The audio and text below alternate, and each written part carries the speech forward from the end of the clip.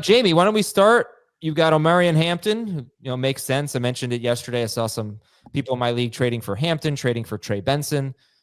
So I'll let you talk about that. And then T. Higgins is your buy low. Talk about Hampton and Higgins. Well, I think anytime you have an injured player, especially for a team that may be sub 500 or struggling with their roster. I know there's one league I have where the Hampton manager is trying to make a bunch of trades because they also have Lamar Jackson hurt, and I think Brenton Strange was their tight end. So, this is your opportunity to hopefully get a difference maker at the end of the season or 4 weeks from now, when he's, I hope, eligible to come back. We haven't heard really the severity of the injury. The fact that he was placed on IR right away is not the best situation, but maybe just to protect him from, re-injuring himself.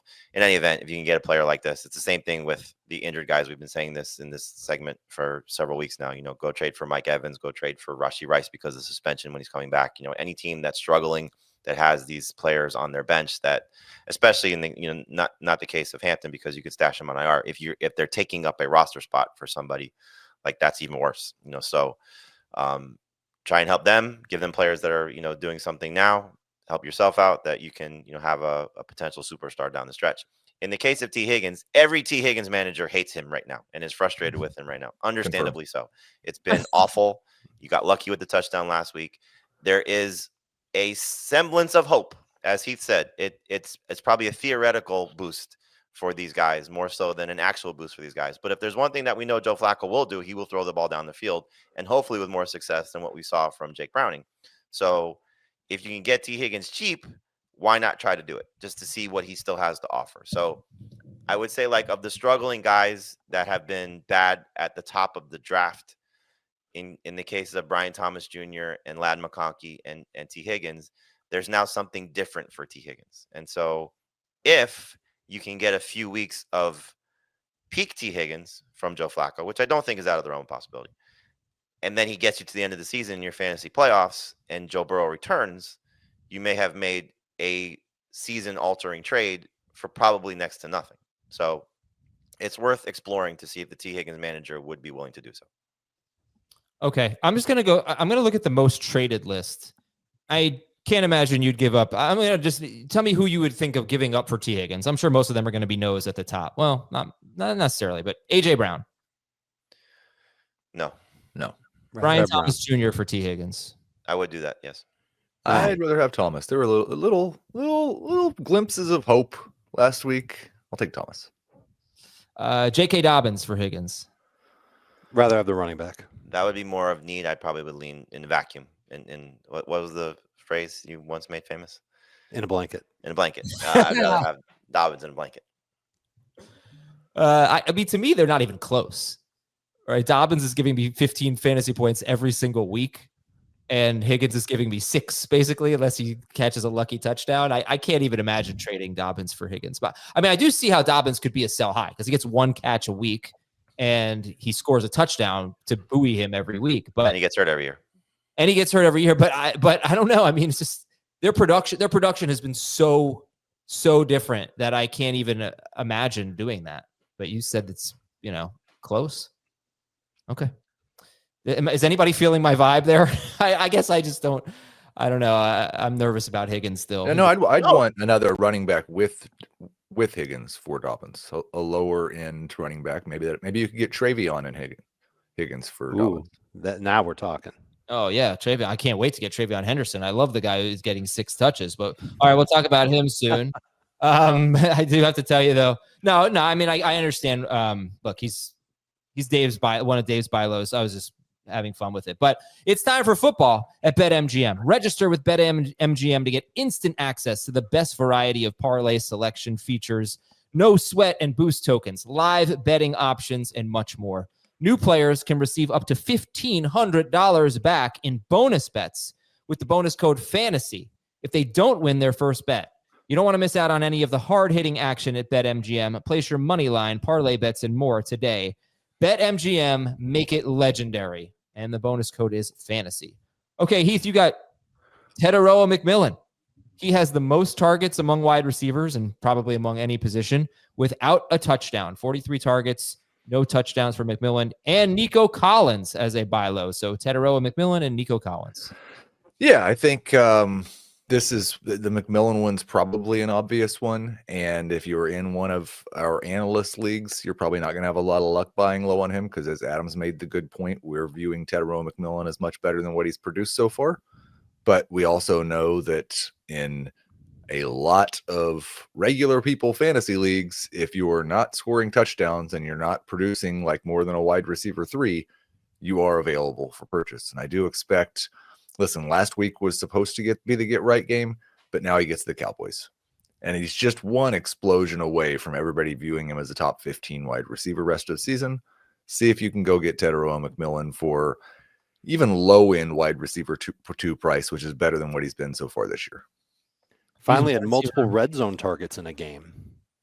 That's part of the problem with him. He only has 5 red zone targets on the year. He had 2 last week. They need to get him more involved so he gets those opportunities to score, and we can break this spell that he's under where he gets a lot of targets and then he doesn't get any touchdowns. I'd like to know how many red zone passes Bryce Young has thrown this year. Give me a minute. But yeah, and then Nico Collins, Adam, you did a brilliant job of trading for Nico Collins last night. I was going to make you an offer for Christian McCaffrey. It wasn't going to be as good as that one. He's going on to his bye. So if you've got a team that's already feeling pretty good about your chances and you can afford to go without a wide receiver, or you're just deep at wide receiver, you can afford to go without a wide receiver. He's not been anywhere close to as good as he can be. And I would expect in the second half of the season, the Texans offense is a little bit better. Nico is a lot better and produces like a top 12 wide receiver. Dave, I got 30 red zone targets for Carolina, only 5 of them going to Tetairoa McMillan. Very spread out. 6 for Renfro, 5 for Leggett, 5 for Sanders, 5 for McMillan, 3 for Hubbard, 3 for Tremble. So he's not a big factor there. He does get most of their deep ball targets. If Bryce Young's looking for an explosive play, it's almost always McMillan. Now, Nico, I traded Christian McCaffrey and Christian Kirk for Kyron Williams and Nico Collins yesterday. I'm hoping this works out. I mean, honestly, McCaffrey's been, I think, almost 10 fantasy points better than Kyron Williams in full PPR. But Heath, you brought it up a couple weeks ago, McCaffrey, if Kittle and Pearsall and Jennings, forget about Ayuk. I mean, that could be a long way, but he could be back eventually. If they're all finally on the field, maybe he's not going to get 8 targets a game or whatever he's getting. So, and he's running the ball so poorly. It's not just that. Like, I think he has like a 33% target share. Yeah. He's certainly not going to get that if Kittle and the wide receivers are back. But the Nico, run game's awful. I'm a little worried about Nico. I mean, not that he's not a buy low, but Jacob pointed this out on me on the box score. Over the last 2 weeks, CJ Stroud has been getting the ball out of his hand faster than any quarterback in football other than Mac Jones and Aaron Rodgers, who only played 1 game in that 2-game stretch. I think they've adjusted their offense because their line is so bad that they can't sit there in the pocket and throw. Because last year, he was the 6th slowest getting the ball out of his hands, CJ Stroud. Last 2 weeks, 3rd fastest. It's only 2 weeks.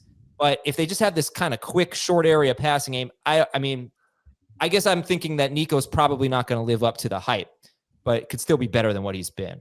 He has 6 targets and 5 targets in those last 2 games. His ADOT is about the same as it's been.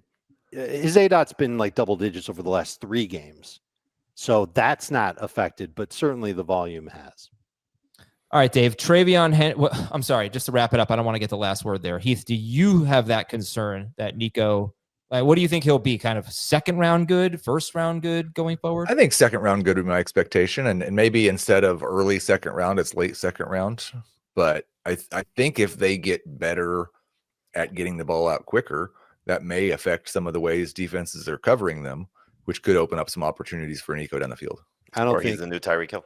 I don't think anyone that has Nico Collins is going to view him that way. I think they all still view him as a top 10 type of fantasy receiver. And so you're not going to, I think you're going to have a really hard time acquiring him that low in trade. Oh, I kind of just did. Yeah. Well, you give a great Christian trade for you. McCaffrey. It was a great trade for you, but I just think we should overpay for McCaffrey more than anything else. I don't think, I understand, Dave. I think you're right that none of us are going to view Nico Collins that way. But a lot of people 5 weeks into the season, a guy just is what he's produced. Go ahead, say it. TreVeyon Henderson and Derrick Henry, 2 running back buy lows for you. And now's the time to start going after some running back buy lows because of all the injuries that we have at that position. So I thought I'd go after two that I think you can get at a discount, certainly compared to draft day, and certainly after maybe the first 5 weeks of the season where they're at. It's a little jarring. Henry's kind of an easy case. What we're seeing now from the Ravens offense isn't really the Ravens offense. I don't think he necessarily looks bad. I think he looks the same as he did last year.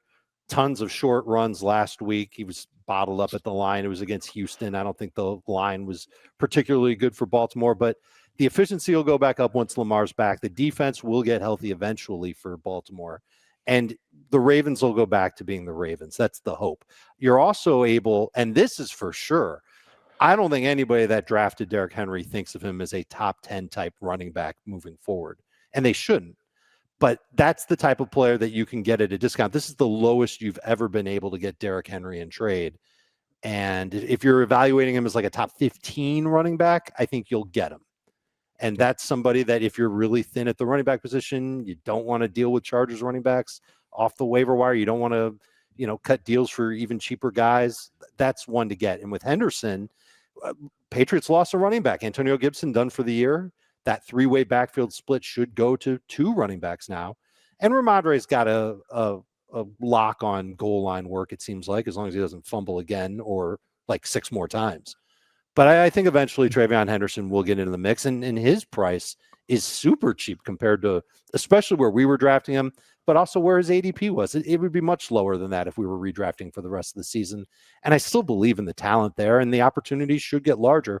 I also have the Patriots running back rest of season schedule projected as second best. So it's a really good schedule for the Patriots moving forward. That's good for Stevenson if you want to try and get him on the cheapy cheap, but it's Henderson who I think is the one that you should go after. Is it too risky to just say I'm going to wait one more week to buy low on Derrick Henry after another bad game against the Rams, and then he's going into his bye and his manager's just in complete panic? No, that's just as good, if not better. Yeah, if he has a good game, then you're in trouble. But I see the logic there. And I think if you're someone who picked up Michael Carter and don't need Michael Carter, that's the kind of guy you would trade for TreVeyon Henderson, right? Sure. Of course. Yep. Yeah. And it could work for the other manager, right? You give someone they might be able to use now, and you just take this high upside stash. I wanted to bring up one guy and get your thoughts as a potential buy low, DeAndre Swift. He's averaging 3.2 or 3.3 yards per carry. So that's concerning because his yards per carry was bad last year too. But his role is really good. He's had a pretty tough schedule, DeAndre Swift. They've only had 2 carries inside the 5-yard line all year. He has both of them. Swift has 3 or 4 catches in every game, so that's good. But he's got Washington this week. They're really good against the run. Then after that, New Orleans, Baltimore, Cincinnati, Giants. So good. Yes. It does get tougher after that. I have to say, like his second half schedule might be hard. But he's got a month maybe where DeAndre Swift has a very good schedule. I love the role. I just don't really like what he's doing out there. But I don't know. What do you think? Should we be looking to buy low on Swift? How active are you in your league? Because I would love to buy low on DeAndre Swift if I felt like a month from now I could sell high on him. I hate the end of season schedule for the Bears offense and for DeAndre Swift. But the next 5 weeks, I do think he will be better than what he has been. His expected fantasy points, his role imply more fantasy points than he has scored. So yeah, if you got an active league and you like making trades and you think I can trade for DeAndre Swift right now and 5 weeks from now I can make another move and get rid of DeAndre Swift, then I like that a lot.